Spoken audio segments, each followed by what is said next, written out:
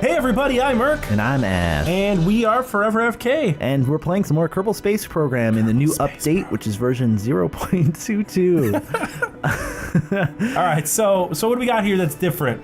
So the big thing about this update, of course, is the career mode has finally been implemented into the game, which is awesome. Let's see here. Oh wait, I already made... no, I don't want to do that. Resume saved.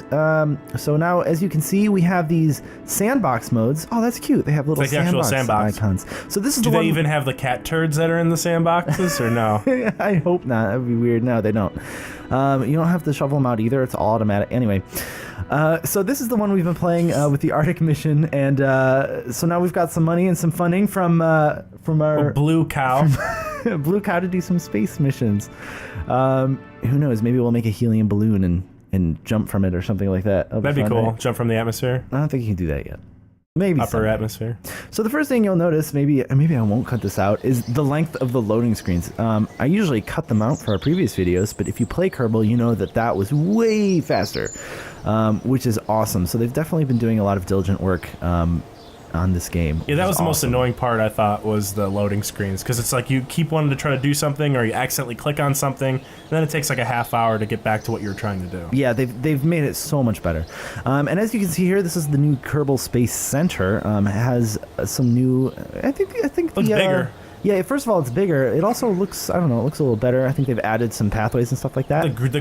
Is it graphic-wise it looks better? Because like some of it just looks a lot more detailed. Oh yeah, look at the detail, especially in this new ring. This is the new research and development wing, or hexagon, or however you want to classify these sections.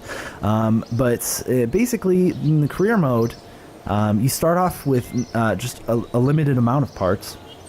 And then you have to go do science and collect data and analyze that data and send it back to the Space Center to unlock new technologies, new parts, new components that you can use later on in the game. So I'm going to go ahead and we're going to go check out this research and development wing. Wow. Wow, that was fast. I set that up to cut it, but there was no loading screen. So as you can see here, this is the start. So I'm guessing it's going to be like a graphical basic... It might be like a web that grows. Probably once you hit that one, it might go into different sections. Yeah, basically typical of most RPG-ish type, like, you know, Minecraft, or even Minecraft, has the same thing. Which is, it looks real clean. When we unlock more things, I'm sure it'll look really good. So this is all the parts we have right now, which is just a basic capsule, basic rockets, and structure. So really, there's not much compared to what's in the game already. Do you think we can even break the atmosphere with that? Yeah, I think so. Really? With enough of these, I mean, we have liquid fuel tanks and a liquid fuel engine. So we just make a boatload of them and just stick them together. Yeah, we don't have the cross-feed tubes yet though, but I think we could do it. We'll do some test flights, we'll do some science, it'll be fun. What does bum me out a little bit is there's no airplane parts here. So see, when I tried doing the airplane thing myself, it was a little complicated. I think they want to slowly work everybody into it. Yeah, it is difficult, but maybe it'll come later. So, because as you can see here, this square is called basic rocketry, which you need to buy or research for 5 science. So, using the parts we have now, we're going to go out and do some science. And once we have enough science, I love how they use science as a form of currency. Once you have 5 science, you can research these parts and get them and use them. And I'm assuming it's going to open up more options for you then. Hopefully. Yeah, it'll be good. All right, so let's go back to the Kerbal Space Center. All right, cool. So we have the new research and design facility for our science. And of course, these buildings we know. This is the flagpole. Can you actually go to the flagpole? Oh, wow, cool. Look at that. You can change your flag. We're going to stay with the trippy flag for now. I think there's mods and ways to make your own flag, but right now that's not an easy option. So we'll save it for later. So this is the astronaut complex is what it's called. We were calling it the lounge because check it out. Isn't this sweet? Wait, we got more guys already? We just recruited a whole bunch of them. Look at that. So we recruited these guys not too long ago. Actually, right before this video. Yeah, we do have... Let's just recruit them. All. It is free at the moment to recruit them, so it's good to have them on our roster. Maybe when they update, we'll just have them, and that's not cheaty, right? No.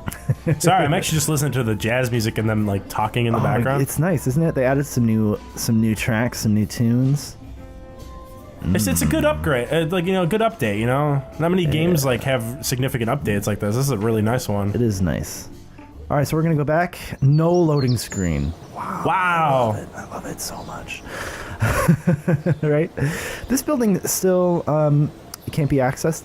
They I heard or read somewhere that it's going to be like mission control. As you can see, That's it's got what it looks like the windows, and that's the launch pad right there. So some mission control type maybe they'll implement in the future. I'm excited to see what that turns out to be. But now let's check out the new and improved tracking station. So this looks basically pretty much the same.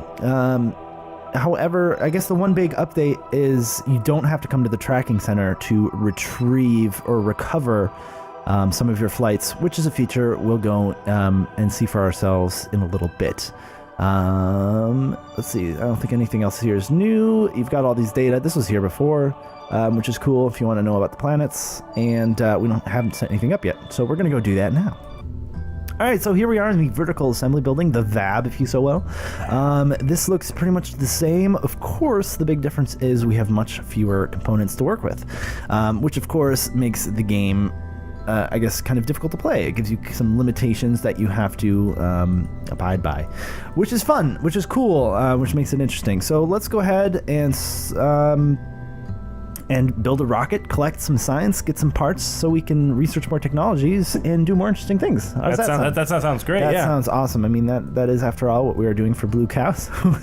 I have to say that, like, not playing this on my own, I think this might actually be better, at least for me, because the fact that you don't have 800 different options, it's kind of a lot easier to figure out what you need to do. Yeah. Because, like, my biggest problem is the couple times I played this, they just give you so much stuff right off the bat, you have no idea how to start. Yeah, I think that was a big, I don't want to say problem. It was just a challenge. It was a steep learning curve because you got thrown in with a page full of different engines and propellants and stuff, and you didn't know what was supposed to be used for what.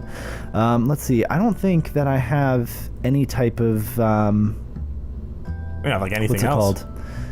The Sepratron, not Sepratron, but the other parts that doesn't separate on both ends, whatever it might be called. I don't have that, so we can't stage. It's going to be a one-stage rocket, whether I like it or not. So I'm just going to go ahead and add this to it. Do we have the things to keep it in place? The frame? Do they give struts. us that? The struts, yes. We do not have struts. They don't give you struts either. They give you these girders, but that's about it. Great. All right. Right? That's pretty cool. So the one new thing about the VAB, and something that I mean, I've been dying to have, and I've seen people on forums talk about, is sub-assemblies. So this means you can save a portion of your vehicle, of your rocket, as a sub-assembly. Which does so what? Let's say, for instance, I want to save this rocket, but I might change the capsule in a different design. Of course, it's kind of hard to show you now because we don't have many components. It'll make more sense when you have multi-stage rockets and you want to recycle stages. But let's see. So it's a drop zone. If I basically want to save this portion, I guess, of the rocket, because I'm going to change the that's cool, control structure there. I can drop it there, and then I can just save it as state or something like final stage orbiter, something like that, and then I can add a little description, final stage for a Kerbal orbiter. And then when I decide, Is that how you spell orbitor? Orbiter. I think it's orbiter. Yeah. Whatever.